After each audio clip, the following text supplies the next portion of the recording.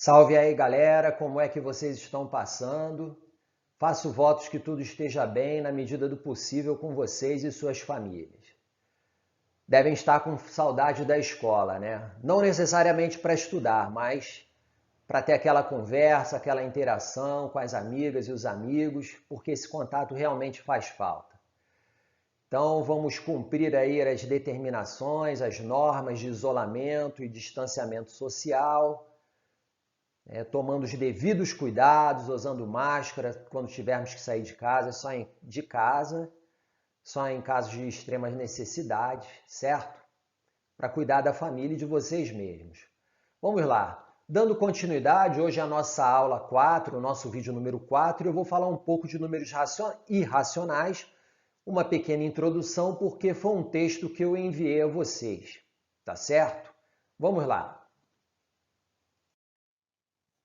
Aqui eu vou mostrar para vocês, fazendo uma pequena revisão dos números quadrados perfeitos. O número quadrado perfeito, ele é qualquer número natural que possa ser representado pelo quadrado de um número também natural. E como é que se determina o quadrado de um número? É um número elevado ao expoente 2. Aqui vocês estão vendo que esse primeiro 0 elevado a 0 está errado, teria que ser 0 elevado a 2, eu não fiz a devida correção e vocês me desculpem. Mas o número elevado ao expoente 2, o número elevado a 2 ao quadrado, no caso, é um número que tem como resultado o produto dele por ele mesmo. Então, 0 ao quadrado é 0 vezes 0, que dá 0. 1 ao quadrado, 1 vezes 1, que dá 1. 2 ao quadrado, 2 vezes 2, 4. Até o último exemplo que eu boto para vocês, 8 ao quadrado, 8 vezes 8, 64. Os resultados 0, 1, 4, 9, 16, 25, 36, 49, 64 e há outros porque são infinitos esses números, são exemplos de quadrados perfeitos. Lembrando então a vocês que apenas os quadrados perfeitos têm raízes quadradas exatas. Nesse outro quadro, nós também podemos lembrá-los que alguns números racionais absolutos, certo? Decimais ou fracionários também podem ser calculadas as suas raízes quadradas exatas, e são apenas alguns. Eu boto dois exemplos aqui de 1/10 elevado ao quadrado. Como é que nós calcularíamos isso? 1/10 multiplicado por 1/10, e isso dá 1/100. Então, a raiz quadrada de 1/100 é igual a 1/10. Outro exemplo, 2 inteiros e 5 décimos ao quadrado. 2 inteiros e 5 décimos multiplicado por ele mesmo dá 6 inteiros e 25 centésimos. Isso quer dizer que a raiz quadrada de 6 inteiros e 25 décimos é igual a 2 inteiros e 5 décimos. Muito bem. Por outro lado, nós vamos mostrar para vocês aqui como determinar as raízes quadradas de alguns números não considerados quadrados perfeitos. Vamos buscar, porque nós vimos que o 1 é quadrado perfeito e o 4 também. Entre 1 e 4 há os números 2 e 3. Por que não são quadrados perfeitos? Nós poderíamos justificar pelo fato porque não encontramos números que multiplicados por ele mesmo não deem como resultado o 2 e o 3. Mas isso não é tão simples assim. Então vamos tentar buscar, de alguma forma, a raiz quadrada de 2 aqui. Tá certo? Qual seria a raiz quadrada desse número? Vamos seguir o quadro. Só pode ser um número decimal cuja parte inteira é 1. Então vamos, através de tentativas, procurando na casa decimal, a primeira casa decimal, que é chamada dos décimos. Vamos ver aqui. 1 inteiro e 1/10. Como vocês costumam falar, 1,1 elevado ao quadrado. Fazemos 1 inteiro e 1/10 multiplicado por ele mesmo. E aí vocês têm o quê? Como resultado, 1,21, 1 inteiro e 21 centésimos. Esse número ainda está distante, está longe do 2. Vamos continuar na tentativa de buscar um número decimal próximo, número decimal que elevado ao quadrado seja próximo de 2. 1 inteiro e 2 décimos elevado ao quadrado. fazendo 1 inteiro e 2 décimos multiplicado por ele mesmo, vocês vão encontrar 1 inteiro e 44 centésimos. Ainda está longe de 2, certo?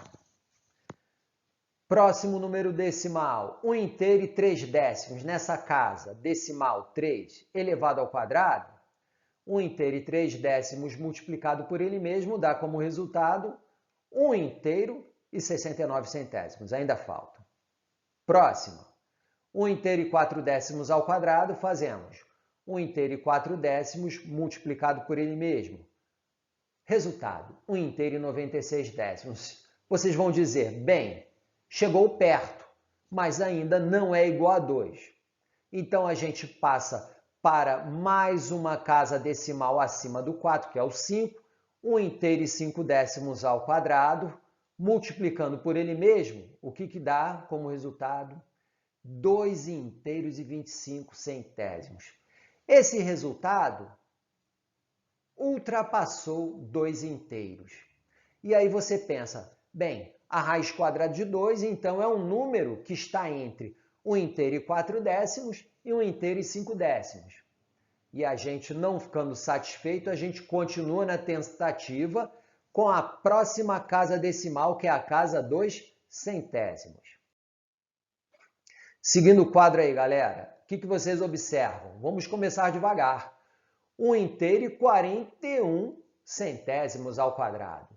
Se vocês forem multiplicar esse número por ele mesmo, essa base por ela mesma, olha o número obtido.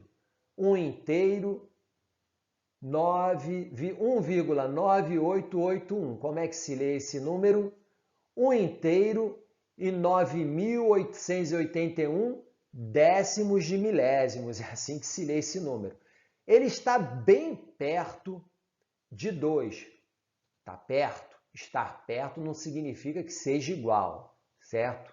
Então, a gente vai, ao invés de usar 1 inteiro e 41 centésimos ao quadrado, 1 inteiro e 42 centésimos ao quadrado. Pegando esse número, multiplicando por ele mesmo, olha o que acontece.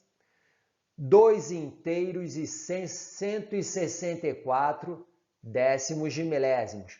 Passou. Nós ultrapassamos o número 2 novamente em 164 décimos de milésimos. Escrevi errado aqui para vocês. O que é muito pouco, mas não dá o valor exato. Bem, a gente poderia continuar fazendo isso, mas o que queria acontecer? Nós chegaríamos muito próximos, mas não necessariamente encontraríamos um valor exatamente igual a 2. Nós percebemos, através dessas tentativas, que raiz quadrada de 2 é um número entre quem? 1 inteiro e 41 centésimos e 1 inteiro e 42 centésimos, certo? Olha, os matemáticos, esse é um problema que vem desde a antiguidade grega, isso quer dizer alguns séculos antes de Cristo. E ninguém conseguiu entender exatamente, eles que foram os primeiros, os gregos, a chamar esses números de irracionais. Em grego, racional é logon, e irracional eles chamavam de alogon, tá? Porque o logos significa ali a racionalidade, a palavra, a expressão, tá? E só no século XIX, agora, galera, mais próximo de nós, que esse problema foi resolvido com a criação ou a classificação de um novo conjunto de números, chamados de irracionais. Bem, se os números racionais são aqueles que podem ser colocados na forma de fração, os irracionais não podem ser colocados. Se vocês jogarem lá, quiserem determinar a raiz quadrada de 2 na calculadora, vocês vão encontrar lá, porque a calculadora, a sua tela é limitada, dependendo do tipo de calculadora que você use, algumas casas decimais. Vocês vão ver aqui as reticências, ó, 1,41451356224, e as reticências para indicar que são infinitas casas decimais, certo? São infinitas casas decimais, mas isso não quer dizer que esses números sejam dízimas periódicas. Vocês podem tentar esse mesmo processo para a raiz quadrada de 3, tá? Através das tentativas. E depois jogarem lá na calculadora para ver se vocês tomaram o caminho certo. Então veja, os números irracionais, por definição, são aqueles que não podem ser representados por uma fração. Nós tentamos ali, como dissemos, buscar a raiz quadrada de 2. Nós poderíamos fazê-lo com a raiz quadrada de 3, de 5, de 7, de 8 e de 10, etc. Ou seja, desde que não sejam números quadrados perfeitos, porque esses têm raízes quadradas exatas. Mas não são somente essas raízes que não são exatas. Há as cúbicas, ou seja, quando o índice é 3, as raízes quartas. Os números negativos fora da raiz também indicam números irracionais, aqui para vocês, e etc. E há também os números irracionais ditos transcendentais, que são aqueles que não são das raízes não exatas, como o número π, que está relacionado à circunferência, o número φ, que é essa outra letra grega, que é o número de ouro, o número áureo, ou o número e, que é o número de Euler também. Esses vocês vão estudar aí, se aprofundar neles no ensino médio. Então, não são necessariamente, deixa eu tentar fechar a minha imagem, não se tratam de dízimas periódicas, pois estas não possuem períodos, nem são obtidos através de raízes não exatas. É isso aí, galera. A gente fica por aqui. Nós fazemos votos que todos fiquem bem, cuidem-se muito bem de si e das suas famílias. Um grande abraço, paz e bem a todos.